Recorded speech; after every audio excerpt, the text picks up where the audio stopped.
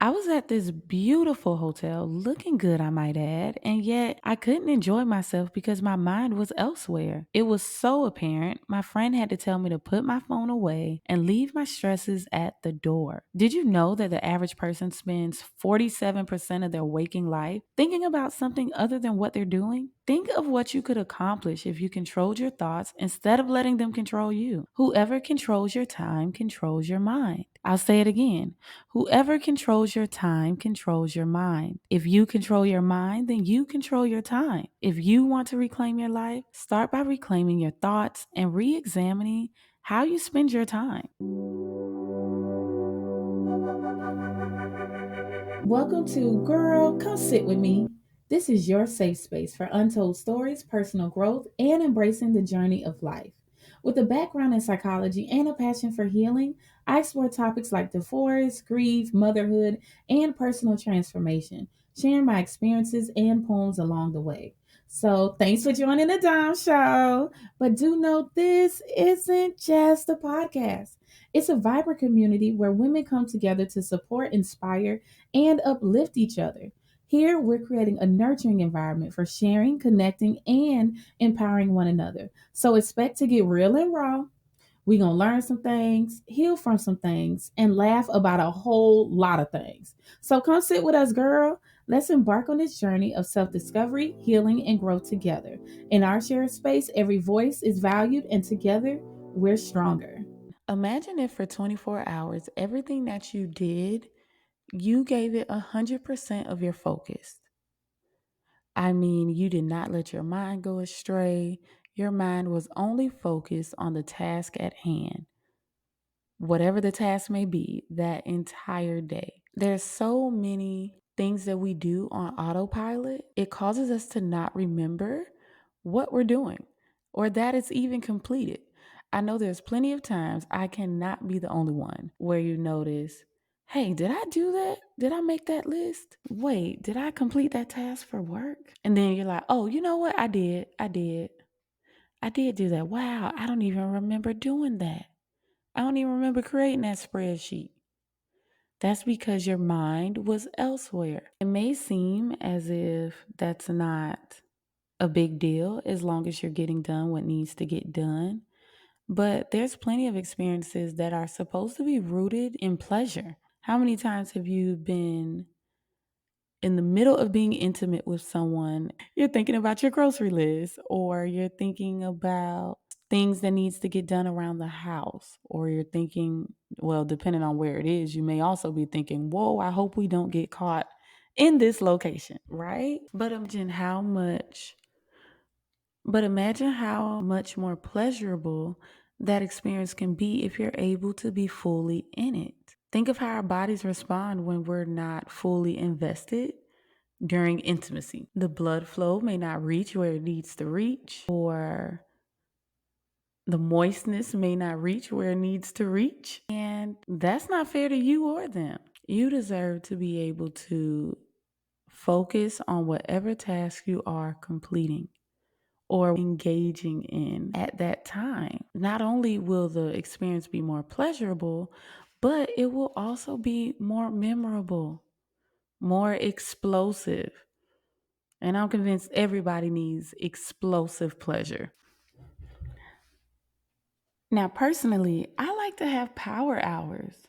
I make a list of the work that needs to get done, and I make sure that my list is a checklist where I can check a box every time I complete something on it, or I'll cross out an item as soon as I get it done. Now, the only reason I'm doing this is to trick my brain into releasing one of my favorite hormones, dopamine. Yes, dopamine. If you get satisfaction from completing your to do list, 9 times out of 10, it's because your brain is releasing dopamine, which is responsible for feelings of happiness, pleasure, and motivation. When it comes to controlling our mind and making better uses of our time, motivation is vital. That is why when I was a success coach, one of my first goals was to establish that individual's big goal. What is their main goal or their end goal? Or some of you may call it a dream. What is the dream that you have? Once I get an idea of what that dream is, what that specific lifestyle will look like for that person, then I like to work with my client to break it down and turn this dream into a series of small, attainable goals. So each time a milestone is achieved, we will cross it out and celebrate. The small wins kind of serve as a reminder that we're moving in the right direction. It's the driving force of our motivation. So by the time the motivation starts to dwindle in between those goals, you have already completed that next mini goal. So this is going to keep encouraging you to keep going. On to the next goal, on to the next one. Okay, I did this. Yay, time to get some Publix cake, some HEB cake, depending on where you're located in the US. We need to celebrate this. And we have to celebrate because motivation is key. For all of my procrastinators out there, you are most likely procrastinating because there is a lack of motivation, or the motivation does not kick in until you are close to that due date or close to that deadline. And that deadline being right at your heel, that is what is motivating you to finally get this work done, even if you knew about this assignment a day ago, a month ago, weeks ago, however long that time frame may be. So now, what I'm going to challenge all the procrastinators out there, I'm going to challenge you all to find another type of motivation, even if it's a motivation that you have to give yourself. So let's say you have an assignment at work, it needs to be done within 30 days. You have 30 days to complete it. Now, instead of waiting until day 28, 29 for some of you, I am going to challenge you to find something else to motivate yourself at the halfway mark to get it done. So your goal is to get that, whatever it is, that task or project done within half of the time frame that is given to you. For me personally, I really, really, really, really love cake. I am a foodie at heart. Don't let the size fool you, okay? And that's what motivates me. So I may find a new restaurant in Houston to go to and say, you know what? I'm not going to treat myself to this unless I complete this goal within this amount of time, or unless I complete this task within this amount of time. And I make sure that the parameter that I give myself is not last minute. I'm not a big procrastinator now that I'm older. Actually, no, I've never really been a procrastinator, but there are times where I'm just being lazy, and I just don't want to do it. And then once the deadline comes, I'm like, okay, let me get it done. And then I complete the task. However, in this instance, when I would do that, instead of me being lazy and waiting until my deadline, I'll be lazy up until it gets close to that goal point that I give myself. So that way I can still go to that new restaurant that I may want to go to. For a restaurant that I like to treat myself to, and it gives me enough motivation to get it done because every time I've gone, the food has been amazing. Is this place called 13? It's a restaurant in Houston. It's owned by James Harden. It is not necessarily an inexpensive restaurant, so I like to consider it as a treat when I go because I eat a lot. So when I go, I end up every single time spending money. But it's worth it because I know when I go, I've completed this task that I knew I would have been lazy with getting it done, and I would have waited until the deadline. So in this case, I feel as though I pretty much deserve to get this treat. So for my power hour, once I have a checklist, I set a timer for an hour and I put my phone far away from me. I make sure it's in a place where I have to physically get up and walk to the other room just to get my phone. This way, it helps to minimize the distractions. So, depending on the task at hand, sometimes I may have music playing in my background. I'm really big on music. whether it's jazz or R&B, whatever type of music you like, if you're able to focus or if that helps you hone into your task at hand and still allows you to give whatever you're doing 100% of your focus, then I definitely suggest you having that in your background just to kind of relax your mind and center your mind, center yourself, because that helps as well. So, since I'm minimizing distractions and prioritizing my tasks, now my concentration is through the roof. I'm an early bird. So, my favorite time to have a power hour is early in the morning when I wake up before my children. I usually wake up about 2, 3 hours before my children every morning. And this is what helps me get my day started. It helps me feel rejuvenated and accomplished by the time I have to wake my babies up for school or whatever our day has in store for us. And with my mind being clear, it's almost as if I have more space to focus on my children and aid them in getting the best start to their day as possible. I want their days to get started on the right foot, even if they're still half asleep and they're just moaning and groaning, right? Even if I'm hearing that, I still am able to see past that and tailor my actions to each one of my children because they have two totally different personalities. So it helps when I can tailor how I'm waking each one of them up to make sure that their day is getting to a nice start. One of them, my oldest, I can tickle him and it will bring his day to a great start, even if he woke up cranky, sleepy, whatever. However, my baby, on the other hand, no. That's not, I have to give him all the little rubs and kisses and hold him and sing the song that I made for him. And that's what's going to help get him in a better mood if he woke up on the wrong side of the bed. But think about it, me allowing myself to have that me time and still be able to feel as though, oh, snap, I already had a power hour and my day has barely gotten started. I was able to get this, X, Y, Z completed before my children's day even started. And for those of you who are parents, I know you completely understand what it's like when you have to rush to wake your children up. You're rushing yourselves. It's a scene of chaos, loving chaos, as I would call it.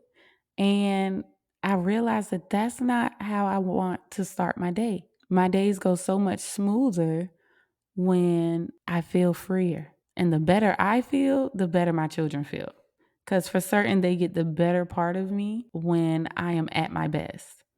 I can help them more when I have already helped myself, meaning I've done my power hour, I've had my long little shower, I have brushed my teeth so my breath isn't kicking for my babies. When I wake them up, like, good morning.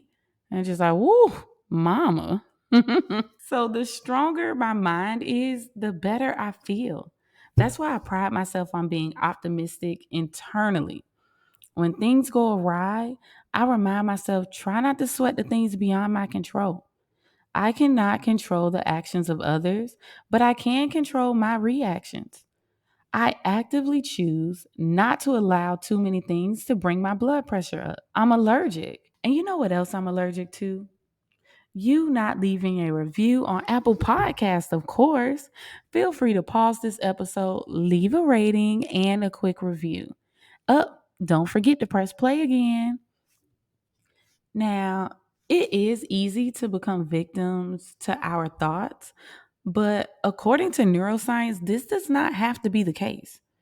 Our brain can adjust to trauma and it can rewire toxic thoughts and patterns.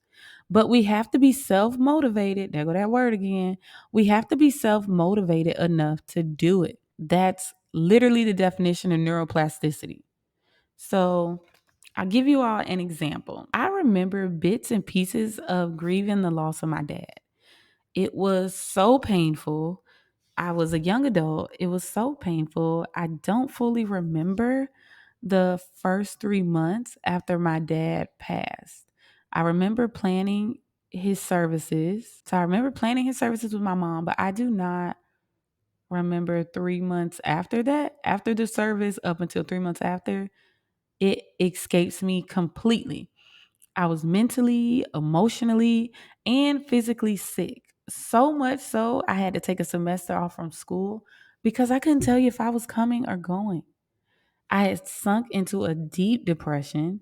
To this day, my family and friends have memories with me during that time when they would take me out so they can make me feel better. They have pictures with me during that time, and I don't remember a thing.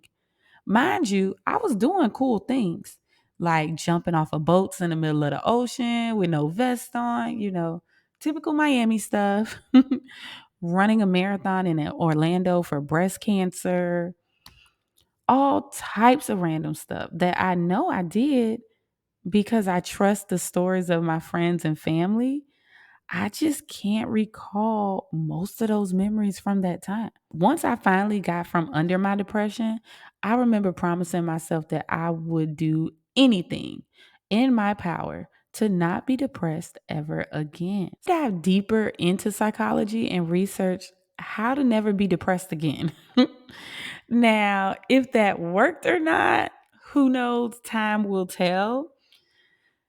I was also looking up things like how to trick my body into releasing more or less of certain hormones. I know as a result to pessimistic thinking patterns, our bodies release excess cortisol, which is the stress hormone. Too much cortisol creates room for excessive worrying, guilt, anger, and resentment. Again, I'm allergic. These negative thoughts is what's going to send our body down a rabbit hole of chemical reactions that pretty much depletes our serotonin levels. We need serotonin because that is our happy hormone.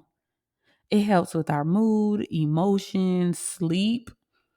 There's a reason some antidepressant There is a reason some antidepressants help increase serotonin levels. As I grew to understand my body and my mind, I was able to gain better control of my mind, using my mind for my greater good. I think, therefore I am.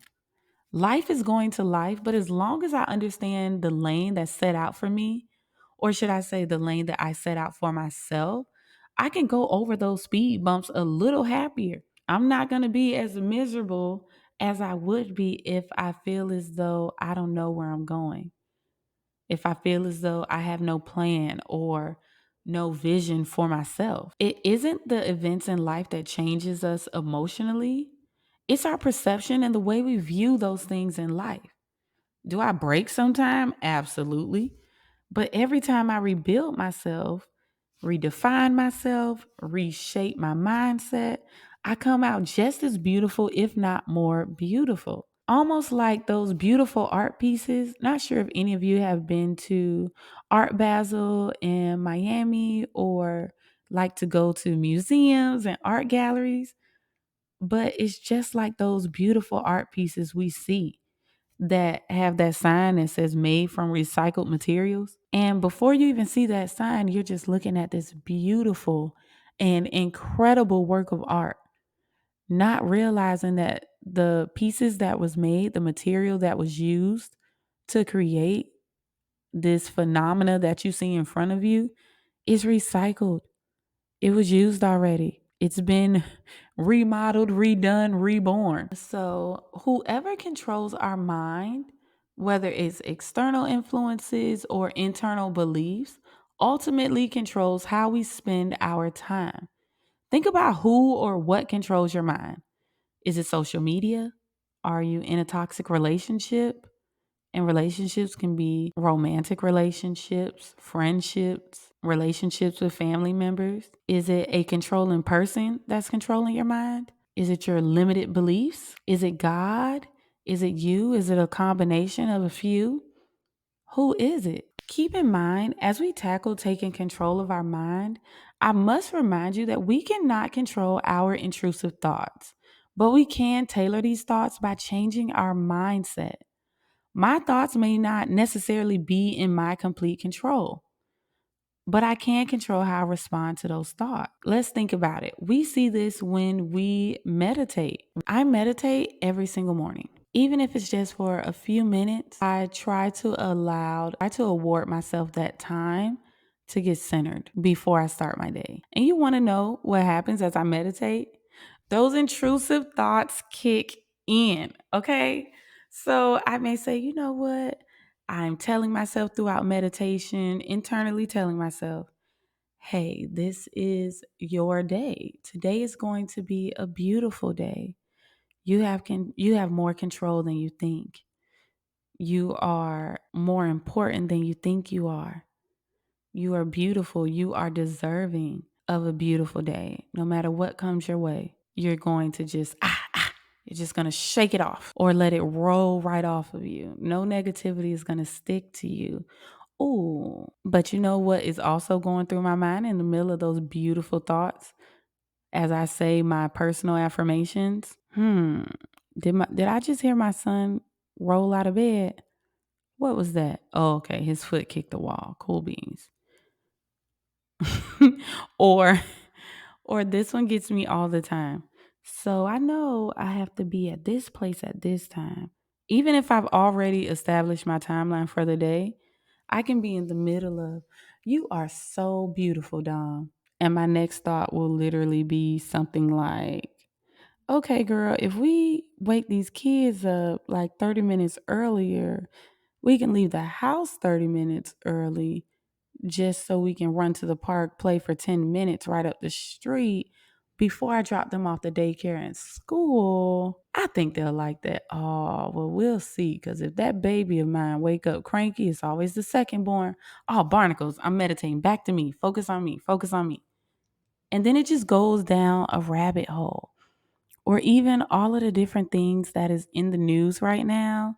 I try not to watch too much of the news, but even with everything that's in it, sometimes those things find their way of randomly working itself into my thoughts. They just pop up like those random pop ups back in the day that people would get on their MySpace page. It'll be like that. And I have to recenter myself. I have to regain controls. I have to regain control. With me understanding this, I have a bigger appreciation for awareness because awareness is always step one for anything. And the moment I became more aware of putting myself first, cheering myself on, and championing myself just as much as I champion others, that was the moment I decided to change my thought and kind of steer my thoughts into the direction that will serve me. That's the main thing. Just steer my thoughts into the direction that serves me. Because I realized I was not the one steering my life. It was the expectations of others. And I had to remind myself and understand that I deserve better. I can create my own expectations for myself based on my morals, my values, what I want out of life. And now we turn the page to a space where words take flight and emotions find their voice. Welcome to our Poetry Corner, where each verse caresses the soul and each line dances in the moonlight. So take a deep breath, let the rhythm guide you, and immerse yourself in the power of poetry. Here's a piece from my heart to yours.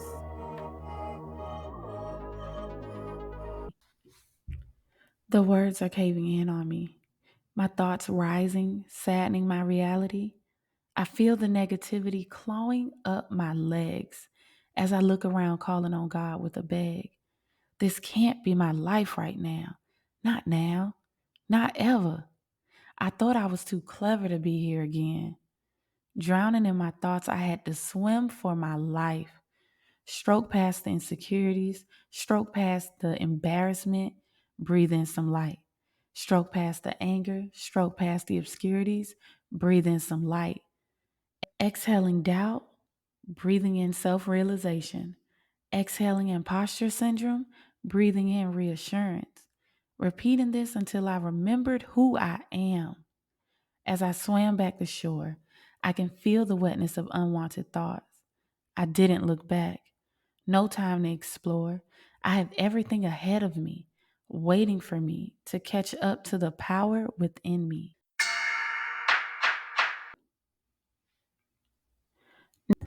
That poem was called Swimming Through Shadows.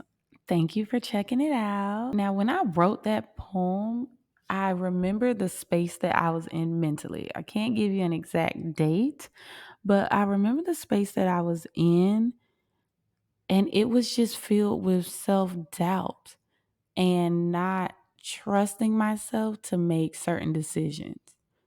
I was just not trusting the decisions I could make because of where my life was at that moment. I was in a state of deep reflection, and I've never been one to run from understanding my role in something and self reflection. I've never been one to run from both of those.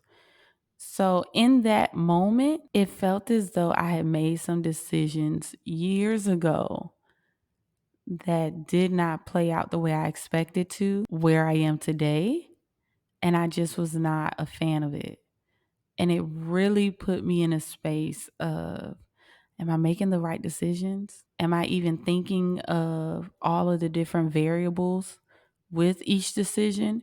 It was truly affecting the game of life. It's almost like when you're a really great chess player, but you're playing chess with someone who you know you can beat, but for whatever reason your confidence is just not there that day, or maybe that person got into your mind and psyched you out, so now you're questioning where you like to move. And I knew that if I stayed in that place, I could not get to my winning season. I could not get to my next winning season. So I just wrote whatever was on my heart and I felt significantly better after. It was like I had to regain control of my mind and reshape the possibilities and remind myself that there are endless possibilities. Like, hey, girl, you can trust yourself. And during that season, that was one of my affirmations.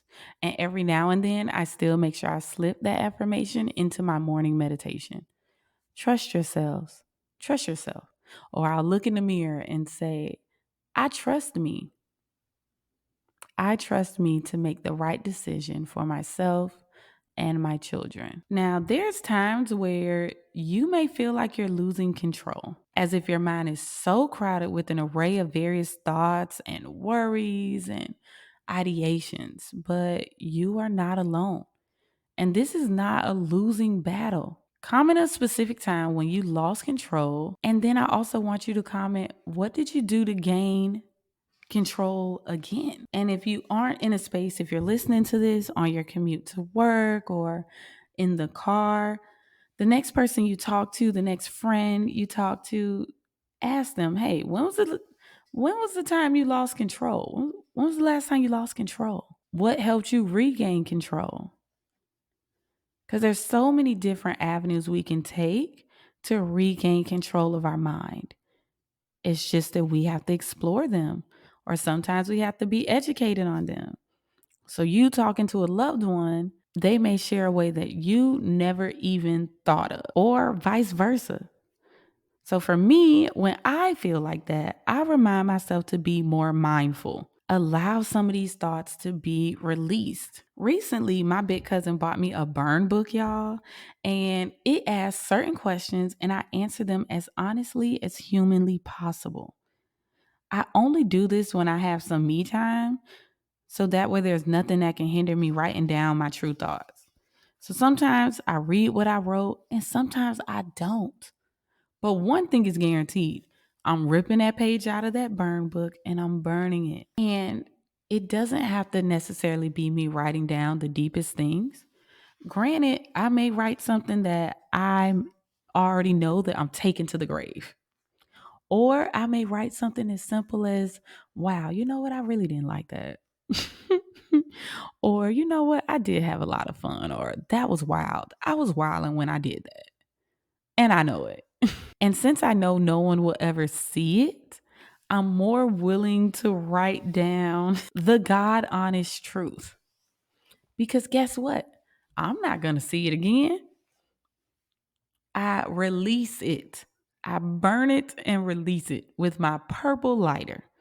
So the explosion of freedom that I feel once I do that is unmatched. It's almost as if it is giving me closure that I may not get otherwise. Have you ever had a moment where you're reassessing a situation and you realize, you know what, I'm not going to get closure on this? How many of us have had experiences with other people, an experience with someone where you would love to get closure, even if it is the end of that friendship or that relationship? You would love to get closure, but you know the other party is not going to give you the closure that you need. They're just not going to do that.